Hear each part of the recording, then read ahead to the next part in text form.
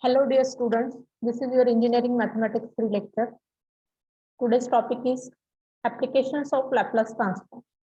This is the last topic from second unit. Applications of Laplace transform.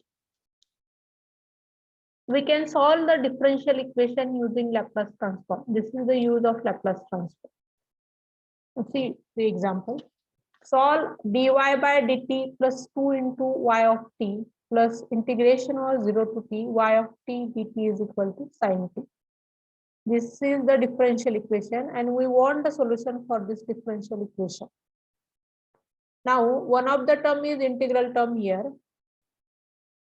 So in first term there is derivative term, middle term of simple function y of t is given, and in third term the integration term is there, integral is there. So if we are to solve this differential equation, then we have to use Laplace transform. Means using Laplace transform, you can solve this differential equation. Now how to solve it? Given y of 0 is equal to 1. This initial condition is given. That y of 0 is 1. So when the value of t is 1, the value of y is, the function y is 1 here. That is the mean. Now see, you know that Laplace transform of y of t is equal to y of s. Because we know that Laplace transform of f of t, small f of t is equal to f of s. Like that, Laplace transform of y of t is equal to y of s. Laplace transform of dy by dt, derivative term, it is equal to s into y of s minus y of 0 is equal to, now y of 0, the value of y of 0 is given, it is 1. So you put here 1. This value is for only this example. For the other example, it may be, it may vary. Y of 0 may be another value. For this example only, y of 0 is 1. Okay. And Laplace of dy by dt, Laplace of derivative term, using the property Laplace of derivative term, it is equal to s into y of s minus y of 0. It is s into y of s minus 1. Laplace transform of integral property, integration over 0 to t, y of t dt is equal to 1 upon s into y of s. Because Laplace transform of y means y of t is y of s, and using the integral property, you just divide the function y of s by s. This is the Laplace transform of integral property. Laplace transform of sin t, the coefficient of angle, sin function angle is 1 here. So it is equal to 1 upon s square plus 1. Laplace transform of sin t is 1 upon s square plus 1. Using the formula Laplace transform of some standard functions. Now, taking Laplace transform on both sides of the given differential equation. This is the given differential equation. You take Laplace transform on both sides, and it is nothing but Laplace of dy by dt plus Laplace transform of 2 into y of t plus Laplace transform of integration over 0 to t y of dt is equal to 1 upon s square plus 1. Laplace transform of sin t is 1 upon s square plus 1. Now Laplace transform of dy by dt is here s into y of s minus 1 plus Laplace transform of 2 into y of t, 2 constant. Laplace transform of y of t is here y of s, you write y of s, plus Laplace transform of integration over 0 to t y of t dt is here y of s upon s is equal to 1 upon s square plus 1. Okay. Now simplify the term.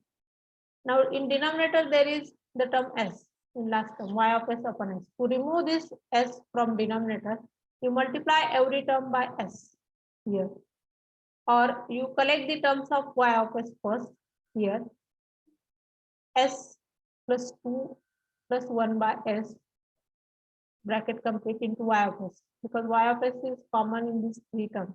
Minus 1 is here separate, so that minus 1 is here missing, so there is one correction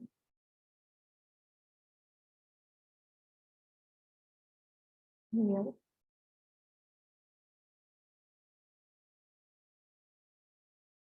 The term is minus 1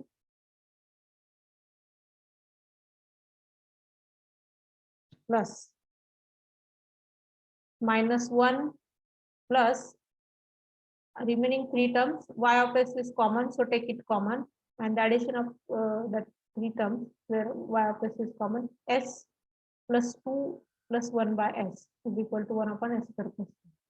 Now shift this -1 here in RHS so that you will get the term, this bracket term s plus 2 plus 1 by s into y of s as it is, which is equal to 1 plus 1 upon s square plus 1. Then y of s is equal to here, y of s is equal to, you simplify the terms here in LHS, you take the LCM s and multiply every term by s except the third one. It will be s square plus 2s plus 1 upon s into y of s is equal to 1 plus 1 upon s square plus 1. So if we here, the value of y of s is here after simplification, s upon s square plus 2s plus 1 plus s upon s square plus 2s plus 1 into another bracket s square plus 1. You simplify this term, we will get this term. Okay, so just the rearrangement of terms. Nothing else.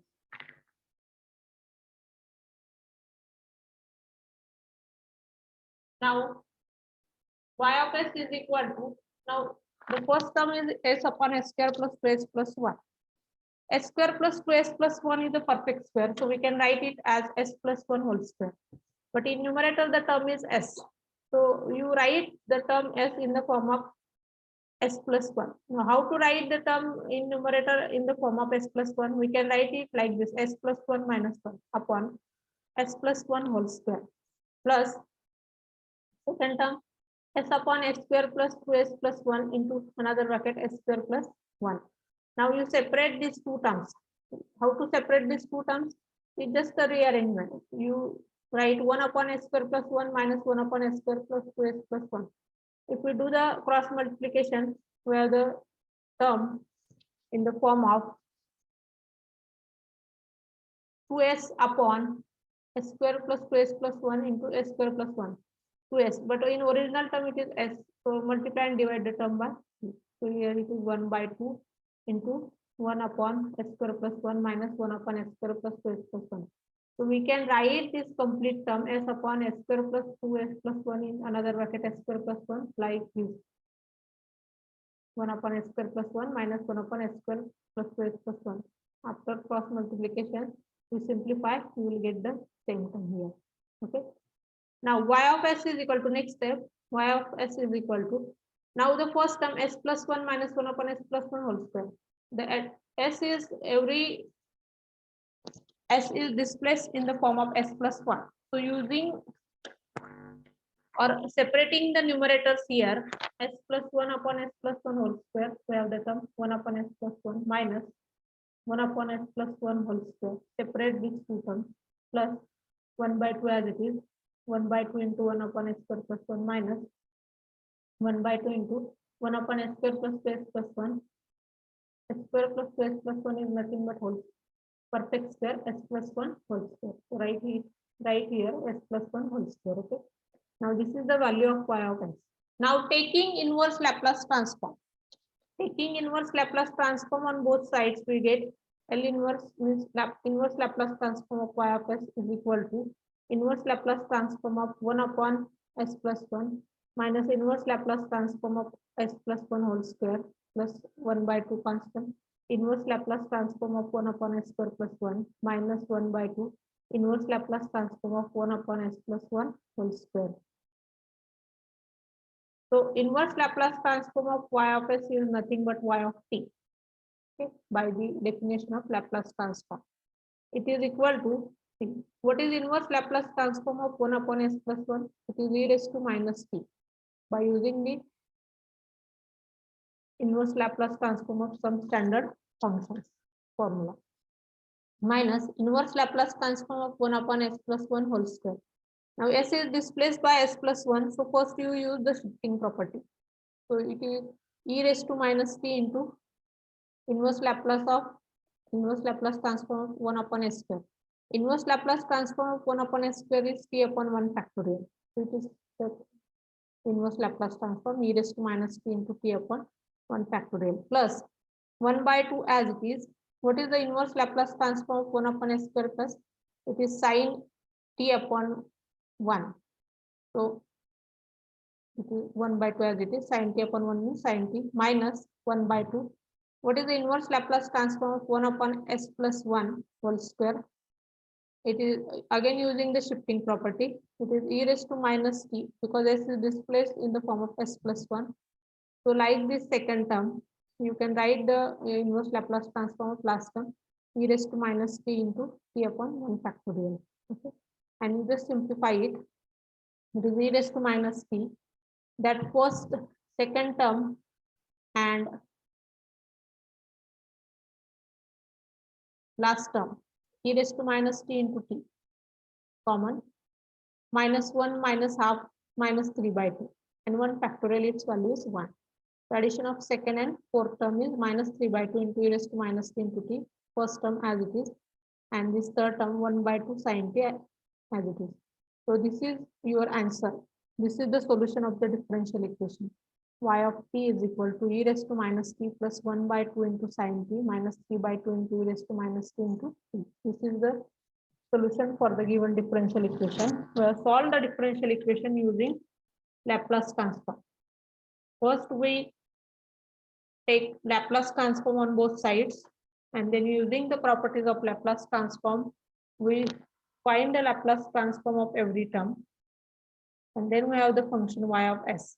After finding y of s, we take inverse Laplace transform on both sides for the equation.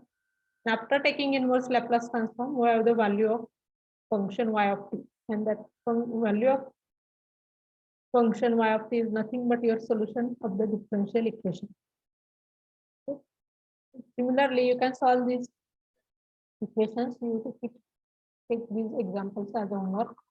Solve y double dash means second derivative of y minus 3y dash means derivative of y double dash minus 3y dash plus 2y is equal to 12 e raised to minus 2t.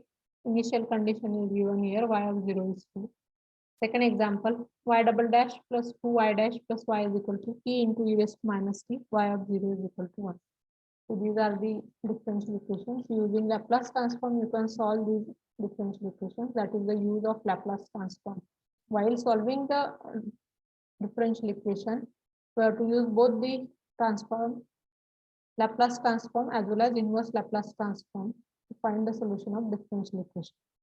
So this is the application of Laplace transform.